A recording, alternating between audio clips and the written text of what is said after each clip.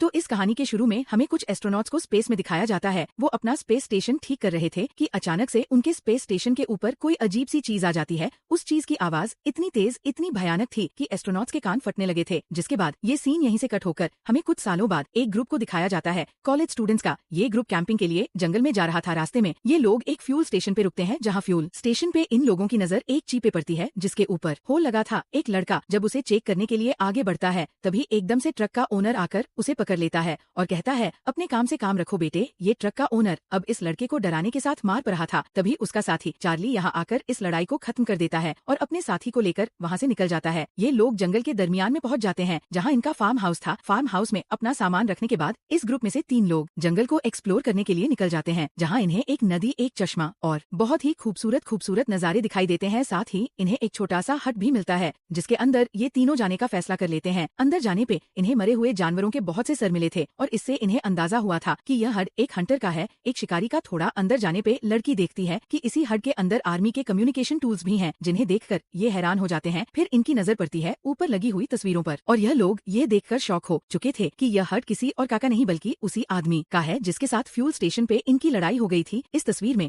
वो एस्ट्रोनॉट के हुल में था नहीं, वो एक एस्ट्रोनॉट था। इससे पहले कि उसके बारे में ये लोग कोई और अंदाजा लगाते, इन्हें वहाँ हलचल महसूस होती है। जरूर वो हंटर ही यहाँ पर आ रहा होगा, जिससे बचने के लिए ये लोग खिड़की से भाग जाते हैं। अपने घर पहुँचते पे ये लोग देखते हैं कि टीवी पे एक ब्रेकिंग न्यूज चल रही थी। बताया जा रहा था कि पूरी दुनिया के अंदर अजीब काले बादलों का एक तूफान नजर आने लगा है आसमान में। पहले तो ये लोग इस न्यूज को इग्नोर कर देते हैं और फिर देखने को मिलता है कि इनके एरिया के पास भी ऐसा ही एक काला बादल नजर आ रहा है, जिसकी ये लोग भी तस्वीरें बनाने लगते हैं। सीन कट होकर हमें मिलिट्री का एक सीन दिखाया जाता है, जो भी उसी ब्लैक क्लाउड के बारे में बात कर रहे थे। और यहाँ हमें मालूम होता है कि वो ब्लैक क्लाउड असल में बादल नहीं बल्कि एलियन स्पेसशिप है। साफ मतलब है कि एलियंस इस दुनिया में आ रहे हैं। इनकी बातों से हमें मालूम होता है कि एलियंस पहले भी इस दुनिया में आ चुके हैं, जिन्हें बहुत ही करीब से 2 एस्ट्रोनॉट्स ने देखा था। उन्हीं में से एक एस्ट्रोनॉट को ये लोग अब इन्वेस्टिगेशन के लिए अपने पास बुलाते हैं। वो एस्ट्रोनॉट जो इस टाइम यूएस मिलिट्री का एक कैदी बना हुआ था, वो इन लोगों को बताता है कि असल में एलियंस ने उन्हें किडनैप करके उनके ऊपर बहुत ही अजीबोगरीब एक्सपेरिमेंट किए थे। इन्हीं कहानी के शुरू में जो सीन हमने देखा था कि 2 एस्ट्रोनॉट्स को बहुत ही तेज आवाज सुनाई थी, वह असल में एलियन स्पेसशिप की आवाज थी और उस टाइम एलियंस ने उन्हें किडनैप कर लिया था। फिर अपने एक्सपेरिमेंट पूरे करने के बाद एकदम से एलियंस ने इन्हें छोड़ दिया और ये लोग वापस अर्थ पे आ गए। अर्थ पे आने के बाद इन्होंने हर इंसान को अपने ऊपर होने वाले एक्सपेरिमेंट्स के बारे में बताया। उनके बारे में न्यूज में भी खबरें चली, लेकिन लोगों को लगा कि ये दोनों एस्ट्रोनॉट पागल हो गए हैं, ये लोग झूठ बोल रही है। किसी ने भी उनकी बातों पे यकीन किया ही नहीं। खैर सीन दोबारा प्रेजेंट पर शिफ्ट होते हैं और वो एस्ट्रोनॉट अब अपनी कहानी ही यूएस मिलिट्री को सुना रहा था। इसी दौरान उन्हें मिलिट्री ऑफिस के ऊपर भी कुछ शोर सुनाई देता है और मालूम होता है कि एक एलियन शिप इनके मिलिट्री बेस के ऊपर है। सिंगटोक हमें जंगल में दिखाया जाता है कि स्पेसशिप के अंदर से एक ग्रीन कलर का शटर बाहर निकला है। जंगल में मौजूद हंटर भी दूर से सब देख रहा था। यहाँ हमें पता चलता है कि हंटर वही दूसरा एस्ट्रोनॉट था जिनके ऊपर एलियंस ने एक्सपेरिमेंट किया था। इन दोनों शटर्स के जमीन पे उतरते ही हम देखते हैं इन दोनों एस्ट्रोनॉट को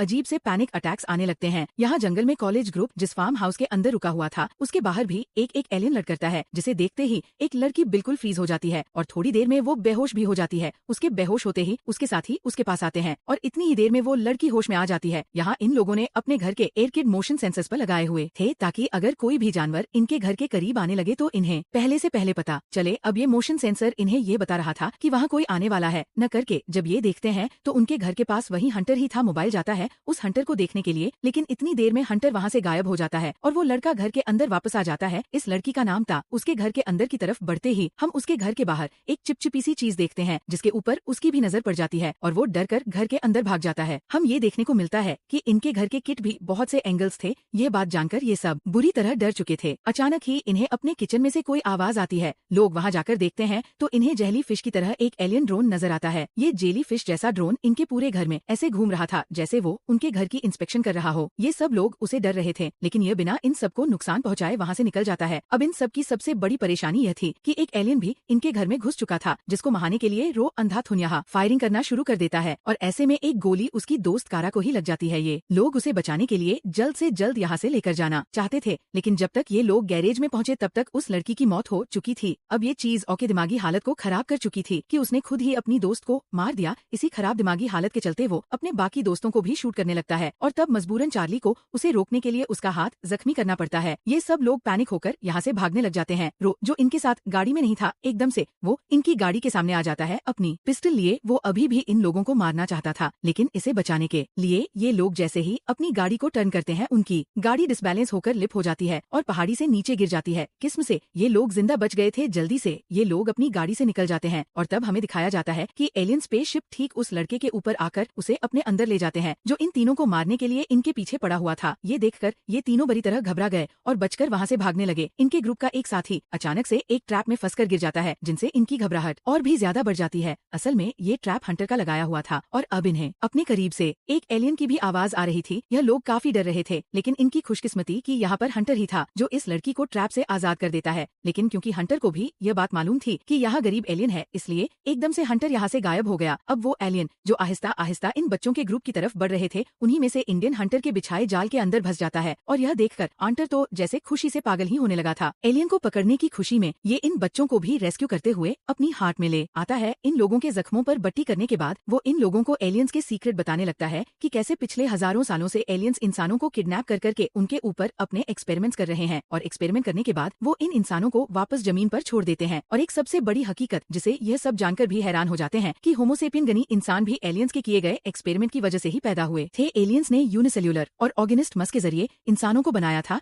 वक्त के साथ एलियंस के ही एक्सपेरिमेंट की वजह से इंसान इतने इवोल्यूट हुए, इतने तब्दील हुए और एलियंस आज भी इंसानों पर अपने एक्सपेरिमेंट कर रहे हैं। एलियंस ने यहाँ तक कि मुझे भी अपना टारगेट बनाया था, यानी हंटर के ऊपर भी एलियंस ने एक्सपेरिमेंट किए थे और फिर बीच रेगिस्तान में उसे छोड़ दिया गया था। उसकी उस टाइम की सारी मेमोरी मिटा दी गई थी। जिस टाइम उसके ऊपर एक्सपेरिमेंट हुआ था उसे कुछ याद नहीं रहा था, लेकिन फिर वक्त गुजरते साथ साथ मुझे सब यादने लगा और अब उन एक्सपेरिमेंट्स की वजह से मेरे अंदर टेलीकाइनेसिस की भी पावर है, यानी मैं अपने दिमाग के जरिए चीजों को कंट्रोल कर सकता हूँ। अब एक लड़का सवाल करता है कि आखिर एलियंस एक्सपेरिमेंट कर क्यों रहे हैं। जवाब में हंटर बताता है जैसे इंसानों ने दूसरे प्लेनेट पर बंदर को भेजा था ये जानने के लिए कि वहाँ का एनवायरनमेंट इंसानों के लिए सेफ है या नहीं, ठीक ऐसे ही ये लोग इंसानों को अपनी तरह बना रहे हैं यह जानने के लिए क्या वो लोग अर्थ पर सर्वाइव कर सकते हैं या नहीं, मतलब वो भी अर्थ पर कब्जा करना चाहते हैं क्योंकि अभी फिलहाल सूरज उनके प्लानेट के बहुत करीब है। इस वजह से उनके प्लानेट का एनवायरनमेंट काफी गर्म है, इसलिए वो अक्सर अपने काम और अपने तमाम हमले रात में करते हैं। हंटर बताता है जब उसके ऊपर एक्सपेरिमेंट किए गए थे और उसे सब याद आया था तब उसने यूएस मिलिट्री को ये सब कुछ बताने की कोशिश की थी, लेकिन किसी ने भी उसकी बात पर तबाह नहीं किया। तब उसने अपनी जॉब से रिटायरमेंट लेनी और अपनी पूरी जिंदगी इसी काम में सर्व कर दी कि कैसे वह एलियंस को रोक सके। उसके रिसर्च के मुताबिक उसे पहले ही मालूम था कि आज ही के दिन एलियंस इस दुनिया में आएंगे और बहुत सारे इंसानों को अपने जैसा बनाने के लिए किडनैप करेंगे। अब क्योंकि एड के हाथ भी एक एलियन लग चुका था वो अपना बदला लेने के लिए उसके ऊपर भी एक्सपेरिमेंट करने का सोचता है, लेकिन इससे पहले कि वो ऐसा करता यहाँ पर एक दूसरा एलियन अपने ड्रोन के साथ आ जाता है। वो इतनी बुरी आवाज निकाल रहा था कि इन सबका सर और कान फटने लगे थे, खास तौर पर हंटर के, क्योंकि उनके ऊपर एलियन ने एक्सपेरिमेंट किया था और उसे टॉर्चर करने के लिए ही एलियन ये साउंड निकाल रहे थे। तंग आकर ये तीनों बच्चे हंटर के इस हट से निकलने का फैसला करते हैं, लेकिन उनका एक साथी जो बहुत ही ज्यादा जख्मी था वो इनके साथ भाग नहीं पाता, इसीलिए उसे वो इसी हट में छोड़कर बाकी दो लोग बाहर निकल आते हैं। आगे आने के बाद एलियन का स्पेस उन्हें अपने अंदर खींच लेता है। खैर दिखाया जाता है कि चार्ली को जब होश आया तो उसने अपने आप को एक ऐसी जगह पर पाया जहाँ पर बहुत से और इंसानों को भी रखा गया था और उसकी निगरानी कर रहे थे एलियन ड्रोन। किसी तरह अपने आप को इस जगह से निकालने के बाद वह अपनी दोस्त एनी की तलाश में निकल जाता है और उसे यहाँ अपना साथी रहनी भी मिलता है, जिस जख्मी को ही ये लोग उस हट से उठाकर यहाँ पर ले आए थे और अब उसकी आधी बॉडी को इन्होंने मशीन में बदल दिया था। ये देखकर उसे बहुत दुख होता है। वो थोड़ा ही आगे बढ़ता है तो उसे देखने को मिलता है कि एलियंस इंसानों के दिल के ऊपर भी एक एक्सपेरिमेंट कर रहे थे। थोड़े ही आगे जाने पर उसे अपने बाकी दोनों साथी भी नजर आते हैं जिनकी भी हालत बहनन की तरह ही थी। उनकी भी बॉडी के निचले हिस्से को बिल्कुल मशीनों में बदल दिया गया था। यहाँ उसके दोस्त एनी के साथ पेलन यही करने वाले थे, यानी उसकी आधी बॉडी को मशीन में बदलने ही वाले थे, लेकिन ठीक वक्त पे चार्ली एनी को बचा लेता है और इस चीज की भनक एक एलियन को पड़ जाती है। एलियंस उसे पकड़ लेते हैं और उसे भी बेहोशकृत किया जाता है। थोड़ी देर बाद हमें दिखाया जाता है कि एलियास उसे मशीन में जकड़े हुए उसके ऊपर भी अजीब तरह से एक्सपेरिमेंट करने लगे थे, जिनके चलते चार्ली बेहोश हो गया था। उसे होश आया तो उसने अपने आप को अर्थ पर पाया। उसके जिस्म कोई कपड़े नहीं थे और उसकी बॉडी पे बिल्कुल वैसा ही मार्क था जैसा हंटर की बॉडी पे था, यानी एलियंस ने उनके ऊपर एक्सपेरिमेंट करके उनके ऊपर स्टैंप लगाती थी। उसके पास उसके तह हुए कपड़े रखे थे जिन्हें वो उठाकर पहन लेता है और आगे जाने पर उसे अपने दोस्त एनी भी इसी हाल में मिलती है। वो भी बिल्कुल ठीक थी और उसके ऊपर भी एलियंस का स्टैंप लगा हुआ था। एनी नहीं बल्कि पूरा ग्रुप उन्हें इसी जंगल में मिलता है। इसी हाल में ये लोग कपड़े पहनकर दोबारा मिल जाते हैं और अपने फार्म हाउस पहुँचते हैं, जहाँ न्यूज के जरिए इन्हें पता चलता है कि पिछली रात बहुत सारी एलियन पे शिप दुनिया में उतरी थी। उन्होंने बहुत सारे इंसानों को किडनैप किया और फिर उन इंसानों को वापस अर्थ पे छोड़ दिया। इंसानों के जिस्म पे एलियंस ने मार्क छोड़ दिए हैं और अगर कोई एक्सपेरिमेंट या कुछ भी इंसानों के साथ किया गया है तो उसके बारे में इंसानों को कुछ याद नहीं। एलियंस तो अपने प्लानेट पे वापस लौट रहे थे, लेकिन अब न्यूज में यह बताया जा रहा था कि इन इंसानों को यूएस मिलिट्री वाले अब दूसरे इंसानों के लिए खतरा मान रहे थे, इसलिए यूएस मिलिट्री इन सभी इंसानों को पकड़ने का ऑर्डर दे देती होती है, ये लोग भी जानते थे कि इन लोगों को भी जल्द ही पकड़ लिया जाएगा, क्योंकि इन सब की बॉडी पर भी एलियंस की निशान थी। बिना वसाया कि ये लोग अपने घरों के लिए निकल जाते हैं, लेकिन रास्ते में ही पुलिस इन्हें रोक लेती है। अब तो ये पकड़े ही जाते, इससे पहले कि सब उन्हें पकड़ लेते। जाली वक्त रहते ही